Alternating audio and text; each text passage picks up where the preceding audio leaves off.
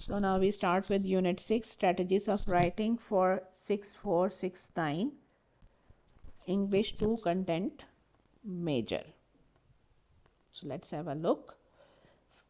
So obviously steps हम already कर चुके हैं. कौन कौन से? Pre-writing, drafting, revising, editing and publishing. So brainstorming के rules कौन से हैं? प्री राइटिंग में सबसे पहले हम क्या करेंगे? ऑब्वियसली टॉपिक मिलेगा तो उसके ऊपर ब्रेनस्टॉर्मिंग करेंगे.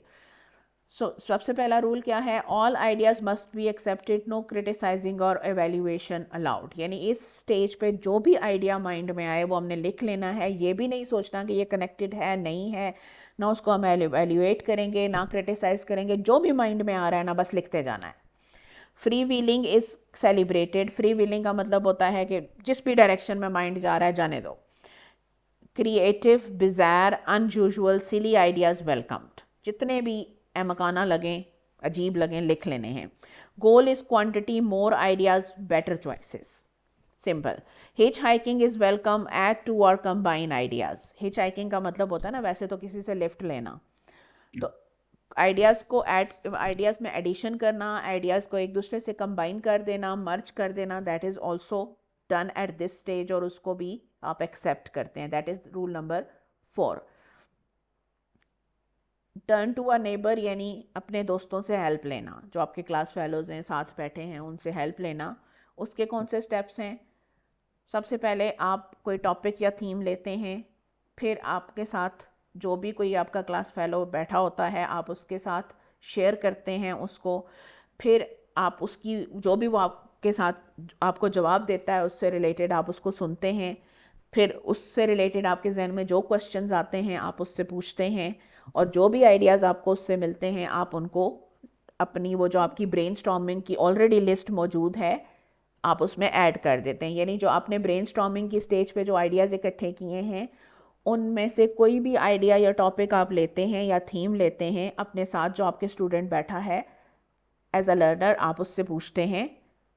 वो जो कहता है आप सुनते हैं, जो वो आपको बताता है उसमें से उससे क्वेश्चंस करते हैं. जो आइडियाज़ आपको उससे मिलते हैं आपके ऑलरेडी जो ब्रेनस्टॉर्म मटेरियल है उसके अंदर वो आइडियाज़ ऐड कर लेते हैं and then you start writing. अब 4 strategies. Start with an idea, quickly list 4 words that come to mind. इसको हम कहते हैं लिस्ट 4 स्ट्रेटजी. कि इसमें हम क्या करते हैं, कोई भी एक आइडिया लेते हैं और फिर उससे रिलेटेड जो भी 4 वर्ड्स जहन में आते हैं हम वो लिख लेते हैं और इसके बाद फिर उन पे राइटिंग स्टार्ट कर देते हैं. फिर दूसरी क्या है? The draft sloppy copy. ये दूसरी स्ट्रेटजी है. ड्राफ्ट में हम पहली अटैम्प्ट किस में करते हैं कि जितने भी आइडियाज़ जहन में आ रहे हैं उनके ऊपर हम कुछ ना कुछ लिख लेते हैं और उन सारे ड्राफ्ट्स को हम पोर्टफोलियोज़ में, यानी वो जो जर्नल या कोई भी फाइल हमने बनाई हुई है उसके अंदर हम रख लेते हैं. फिर स्टूडेंट्स जो हैं वो चूज़ करते हैं कि उन्होंने जो भी 4-5 या 3-4 ड्राफ्ट्स लिखे थे उनमें से वो कौन सा ड्राफ्ट है जिसको वो रिवाइज़ करना चाहते हैं, जो उन्हें ज़्यादा रेलेवेंट लग रहा है. उनमें से कोई भी एक ड्राफ्ट वो चूज़ करते हैं और उसको रिवाइज़ कर लेते हैं. फिर वो ऑब्वियसली दूसरों के साथ वो दूसरे क्लास फेलोज़ के साथ वो उन ड्राफ्ट्स को शेयर करते हैं और उनके रिस्पॉन्सेस से को वो अपनी जो रिवीजन की फ़ेज़ है उसमें वो उनको ऐड कर लेते हैं. पीयर रिस्पॉन्सेज हमेशा बहुत पावरफुल होते हैं, बहुत इफ़ेक्टिव होते हैं. जो रिस्पॉन्स दे रहा होता है उसको भी हेल्प मिलती है दूसरों के ड्राफ्ट्स पढ़ने से, और जिसको रिस्पॉन्स मिल रहा होता है ऑब्वियसली उसको भी हेल्प मिलती है उस फीडबैक से. देन एक जो नेक्स्ट स्ट्रेटजी है वो कौन सी है? पार्टनर ओरल रिस्पॉन्स की, यानी वो ओरली उसको रिस्पॉन्ड करे. स्टूडेंट जो है वो अपना ड्राफ्ट रीड आउट करता है टू नेबर या फिर अपने आइडिया को डिस्क्राइब करता है वर्बली. जो पार्टनर है वो भी वर्बली रिस्पॉन्ड करता है. अब रिस्पॉन्स की गाइडलाइंस होती हैं जो ऑब्वियसली टीचर प्रोवाइड करेगा. What do you like, what did you want to know more about, what might be added, what did it remind you of. यानी जब वो अपना ड्राफ्ट पढ़ेगा उसके बाद वो दूसरे स्टूडेंट से पहला क्वेश्चन क्या करेगा? व्हाट डिड यू लाइक, यानी ये जो मैंने पढ़ा है उसमें से तुम्हें अच्छा क्या लगा. What did you want to know more about, ये जो मैंने पढ़ा है इसमें कोई ऐसी चीज़ जो तुम्हें लगे कि मैंने इसके बारे में मज़ीद जानना है. व्हाट माइट बी एडेड, मैं इसमें और क्या ऐड कर सकता हूँ, what did it remind you of, इससे तुम्हें और क्या चीज़ें याद आ रही हैं। तो इस तरह से भी आप अपने जो क्लास जो पीयर्स हैं उनसे, जो स्टूडेंट्स हैं, वो आइडियाज़ कलेक्ट कर सकते हैं। फिर स्मॉल ग्रुप ओरल रिस्पॉन्स भी हो सकता है कि आप 3-4 स्टूडेंट्स के स्मॉल ग्रुप्स बना सकते हैं और उसमें एक स्टूडेंट रीड आउट लाउड करेगा और फिर यही स्ट्रैटेजी, जो पिछली स्ट्रैटेजी है, वो एंटायर जो स्ट्रैटेजी है वो आप ग्रुप की फॉर्म में जनरेट कर लेंगे ideas. So student small groups में जो रीड हैं या जो ड्राफ्ट हैं उनको डिस्क्राइब करेंगे, एंट्रीज जो हैं उनके ऊपर ऑब्वियसली डिस्कशंस होंगी, ग्रुप मेंबर्स रिस्पॉन्ड करेंगे and the ideas will be generated. Then another strategy is trade and respond, यानी जो स्टूडेंट्स हैं वो अपने ड्राफ्ट्स जो हैं वो एक दूसरे के साथ ट्रेड करेंगे। स्टूडेंट ए का ड्राफ्ट जो है वो स्टूडेंट बी के पास चला जाएगा, स्टूडेंट बी का ड्राफ्ट स्टूडेंट ए के पास चला जाएगा और वो अपने अपने रिस्पॉन्सेज दूसरे स्टूडेंट के ड्राफ्ट के ऊपर लिख देंगे, बजाय ओरली शेयर करने के रिटन फॉर्म में अपने रिस्पॉन्सेज शेयर कर देंगे। That is the second strategy. पहली स्ट्रैटेजी क्या है कि वो ओरली एक दूसरे को रिस्पॉन्ड कर दें, सेकेंड क्या है कि वो लिख के एक दूसरे को रिस्पॉन्ड कर दें। इसको ग्रुप्स ऑफ 3+ में आप करवा सकते हैं, ड्राफ्ट्स को रोटेट करा सकते हैं। उससे क्या होता है कि मल्टीपल रिस्पॉन्सेज मिल जाते हैं, यानी स्टूडेंट ए का ड्राफ्ट जो है वो स्टूडेंट बी के पास जाएगा, फिर स्टूडेंट सी के पास जाएगा, फिर स्टूडेंट डी के पास जाएगा। इसी तरह से स्टूडेंट बी का ड्राफ्ट भी 3 स्टूडेंट्स के पास जाएगा और सारे ड्राफ्ट 3 स्टूडेंट्स के पास जाएंगे, तो उनके पास मल्टीपल रिस्पॉन्सेज इकट्ठे हो जाएंगे। अब ये जो ड्राफ्ट है वो एक लिविंग एंटिटी बन जाता है जिसके ऊपर आप हर स्टूडेंट के पास अपने पर्सपेक्टिव के अलावा 3 और पर्सपेक्टिव्स आ जाते हैं, तो that draft will have 4 perspectives. Then whole class response भी आप ले सकते हैं। उस अब ज़ाहिर बात है पूरी क्लास तो एक दिन में ये एक्टिविटी नहीं कर सकती, तो हर सेशन में आप 3-4 स्टूडेंट्स चूज़ कर सकते हैं या स्टूडेंट्स को कह सकते हैं कि वो वॉलंटियर करें। वो जो वॉलंटियर्स हैं वो क्लास के सामने आके अपना जो ड्राफ्ट है उसको पूरी क्लास के सामने पढ़ते हैं। फिर जो ऑथर्स चेयर वाला ये नहीं है, वो हम आगे पढ़ेंगे कि ऑथर्स चेयर्स भी एक एक्टिविटी होती है, लेकिन ये ऑथर्स चेयर नहीं है। उसमें हम एडिटेड पीसेस यूज़ करते हैं, यानी जो फाइनल ड्राफ्ट होता है वो ऑथर पढ़ता है। इसमें हम क्या करते हैं कि वो जो फर्स्ट ड्राफ्ट है वो पढ़ा जा रहा है और फिर जो बाकी की जो क्लास है वो रिस्पॉन्सेज देती है और वो जो वॉलंटियर है वो उन रिस्पॉन्सेज को नोट कर लेता है और फिर बाद में अपना जो उसका वो जो राइटिंग की स्टेज है उसमें उन रिस्पॉन्सेज को यूटिलाइज कर लेता है। Then comes the stage of revising, editing and publishing. Revision की स्टेज पे हम अपने आइडियाज़ को रीशेप करते हैं, एडिटिंग की स्टेज पे we fix grammar and spelling, and then publishing, sharing writing with an audience. What are the strategies that can be used at the stage of revising? The first one is magic circle. What do the students do at this stage? Obviously the teacher has to guide them.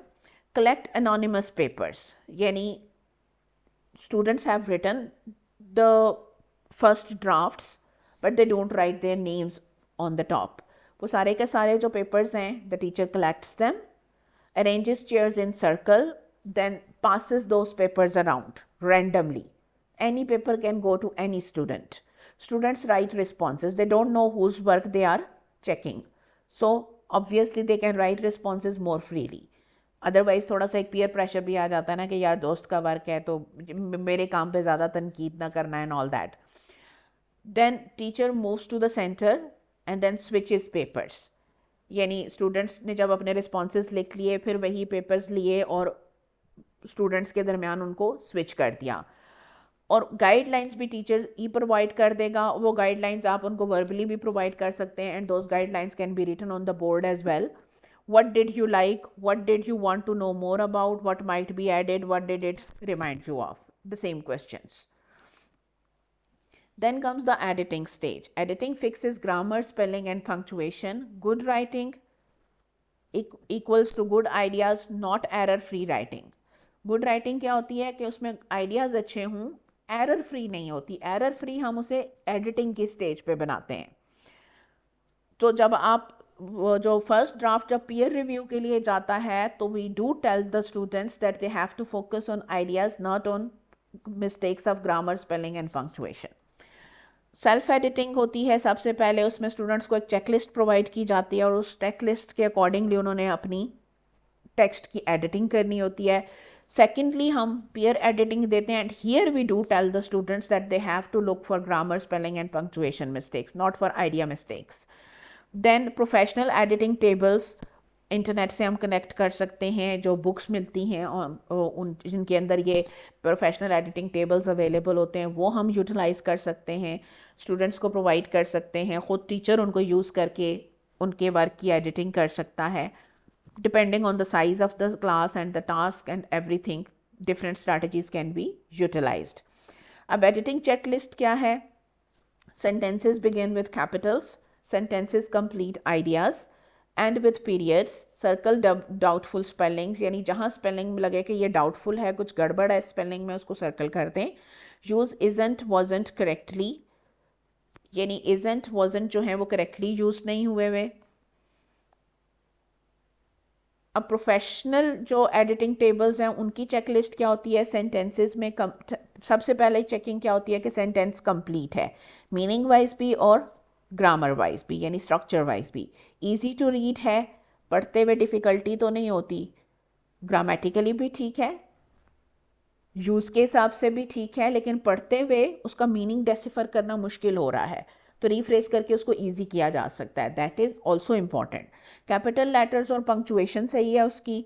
फिर paragraphs की checklist क्या होती है? Organised है paragraph, proper organisation है, जो पहले आना चाहिए वो पहले है, जो बाद में आना चाहिए वो बाद में है. न्यू आइडिया के लिए न्यू पैराग्राफ यूज़ किया गया है, या एक पैराग्राफ में दो आइडियाज़ मर्ज कर दिए गए हैं जो कभी भी नहीं करने चाहिए. इंडेंटेड हैं प्रॉपरली, जो भी इंडेंटेशन के रूल्स हैं वो फॉलो किए गए हैं. फिर spelling, spell check, contractions correctly use हुई हैं कि नहीं. फिर जो सिमिलर वर्ड्स होते हैं, सिमिलर साउंडिंग वर्ड्स जैसे देयर, देयर, दे आर, ये करेक्टली यूज़ हुए हैं, यानी देन और देन, टू और टू, ये करेक्टली स्टूडेंट्स ने यूज़ किए हैं या नहीं किए. फिर आ जाती है पब्लिशिंग और शेयरिंग की स्टेज. पब्लिशिंग में जाहिर बात है आपने फिर ऑडियंस रिस्पॉन्स भी लेना है. उसमें स्ट्रैटेजीज़ क्या हैं? एक तो ऑथर्स चेयर की स्ट्रैटेजी है, दूसरी स्ट्रैटेजी है स्टूडेंट बुक्स की, तीसरी है मैगजीन्स या न्यूज़पेपर्स की. Then you can have power point books, e story, comic strips या books, bulletin board showcase and online websites. तो ये जो मेजॉरिटी जो ये स्ट्रैटेजीज़ हैं ये हम ऑलरेडी देख चुके हैं. ऑथर्स चेयर में ये होता है कि वीक में एक दफ़ा जैसे टीचर रख लेता है, एक स्टूडेंट जो है वो क्लास को सर्कल में अरेंज कर लेते हैं, सेंटर में एक चेयर रख दी जाती है जिसको हम ऑथर्स चेयर का नाम दे देते हैं. एक स्टूडेंट जो है वो हर वीक उस चेयर पे आके बैठ जाता है और अपना जो उसका कंप्लीटेड वर्क होता है वो सारी क्लास के सामने रीड करता है. जैसे प्रोफेशनल ऑथर्स जो हैं वो किसी ना किसी जगह जाके अपनी बुक को पढ़ते हैं और उनके जो फैंस हैं वो आके उनकी बुक रीडिंग को उन्हीं की मुंह से सुनते हैं. That is authors chair. फिर स्टूडेंट बुक्स, जो हम ऑलरेडी पिछले चैप्टर्स में देख चुके हैं कि स्टूडेंट के जो वर्क्स हैं उनको सिलेक्ट करके उनको पब्लिश किया जा सकता है. टीचर उनकी बुक बना सकता है खुद से, वो स्टेपल करके भी बन सकती है, और थोड़ा सा अगर आप एक्सपेंस लगा के उसको बाइंडिंग, प्रोफेशनल बाइंडिंग करा लें तो इवन बेटर. फिर अगर स्कूल के कॉलेज के कोई मैगजीन्स हैं तो उसमें उनके वर्क्स को पब्लिश किया जा सकता है, या किसी मैगजीन न्यूज़पेपर को भिजवाए जा सकते हैं और वो पब्लिश हो जाएं तो students will be quite happy. Then power point books बन सकती हैं जो सॉफ्ट फॉर्म में आप स्टूडेंट्स के साथ शेयर कर दें. क्लास में अगर पावर पॉइंट प्रोजेक्टर अवेलेबल है तो उस पर उन्हें दिखाएं, they will be very happy about it. E story की फॉर्म में उसको शेयर किया जा सकता है, यानी सॉफ्ट फॉर्म में वो स्टोरीज़, कोई आप ब्लॉग बना लें और उसके ऊपर अपने स्टूडेंट्स की स्टोरीज शेयर करें. That will also make students quite motivated and happy. Then comic strips और बुक्स बन सकती हैं जो स्टूडेंट्स खुद ही बनाएं. उसमें कॉमिक्स में वो जो पिक्चर्स हैं वो भी वो खुद ही ड्रॉ करें. फिर बुलेटिन बोर्ड शो केस हो सकता है कि क्लास में कोई नोटिस बोर्ड है, स्कूल का नोटिस बोर्ड है, जो अच्छे वर्क्स हैं उसके ऊपर शो किए जाएं. ऑनलाइन वेबसाइट्स के को भेजी जाएं, अगर वो वेबसाइट्स उन वर्क्स को एक्सेप्ट करती हैं, उस पर शो हो जाते हैं तो स्टूडेंट्स के साथ वो लिंक्स शेयर किए जाएं ताकि वो अपने वर्क को वहाँ देख सकें. So these are the publishing and sharing strategies.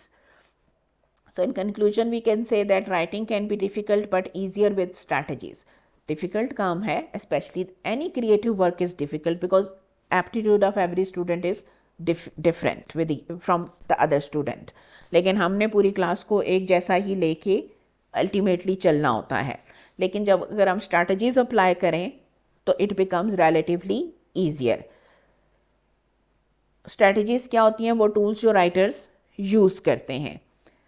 Good writing कभी भी एक्सीडेंटली नहीं होती। गुड राइटिंग के पीछे हमेशा स्ट्रैटेजीज और एफर्ट होती है और कंसिस्टेंट प्रैक्टिस होती है। फिर जो स्ट्रैटेजीज हैं वो थिंकिंग को गाइड करती हैं और राइटिंग को हमेशा आगे ले जाने में हेल्प करती हैं। वो जो राइटर्स ब्लॉक है उसको रिमूव करने में हेल्प करती हैं। So that was our unit 6. If there are any questions you can ask and we can discuss them. If the unit is clear, then we can move forward. Otherwise, we can discuss your questions.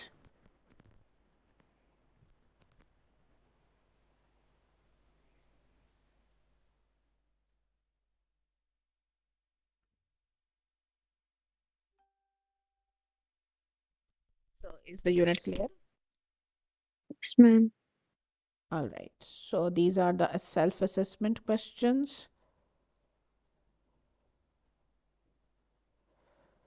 One minute. Yes. What are power rights explained with examples? Power rights, again, you can get a very good answer from internet. Describe in detail the power pre-writing strategy. Pre-writing की strategy को detailed question है तो obviously long question होगा। Introduction and conclusion should be there और सारे steps सारी stages with examples आपने describe करनी है। What are different steps of outlining? Explain with example. Then explain web and brainstorm as pre-writing activity. What is a draft? Explain it as writing strategy. Explain magic circle in revising. सब